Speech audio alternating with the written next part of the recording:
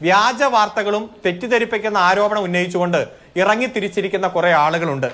ഇതിൽ മന്ത്രി രാജിവെക്കണം എന്നതാണ് ആവശ്യപ്പെടുന്നത്. എന്നാൽ മന്ത്രി രാജിവെക്കാൻ പോകുന്നൊന്നുമില്ല. മന്ത്രിയുടെ ഒരു വീഴ്ചയോ ഗവൺമെന്റിന്റെ വീഴ്ചയായിട്ട് കാണേണ്ട.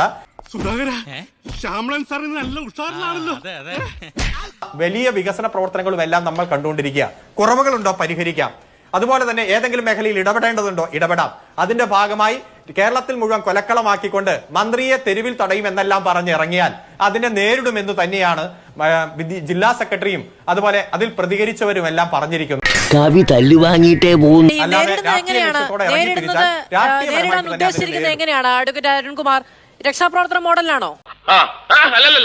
അതൊന്ന് കാത്തിരുന്ന് കണ്ടാൽ മതി. ഇവിടെ നിപ വന്ന എല്ലാവരും മരിച്ചു എന്ന് പറയുമ്പോഴും തിരിച്ചൊരു ചോദ്യം ചോദിക്കാൻ നിങ്ങളെ കൂട്ടുള്ള മാധ്യമ പ്രവർത്തകർ തയ്യാറല്ലല്ലോ. സത്യം നമ്മുടെ മുന്നിലുണ്ടല്ലോ. സത്യസന്ധമായിട്ടുള്ള വാർത്തകൾ കണ്ടെത്തുകയും സത്യം ജനങ്ങളുടെ മുന്നിൽ തെളിയിക്കുകയാണ് മാധ്യമ പ്രവർത്തനത്തിന്റെ ഒന്നാമത്തെ എന്താ പറഞ്ഞേ? അത് എല്ലാവരുടേതും ഇനിയിപ്പോ ദേശാഭിമാനി ഇന്നിപ്പോ എഴുതിയിരിക്കുമ്പോൾ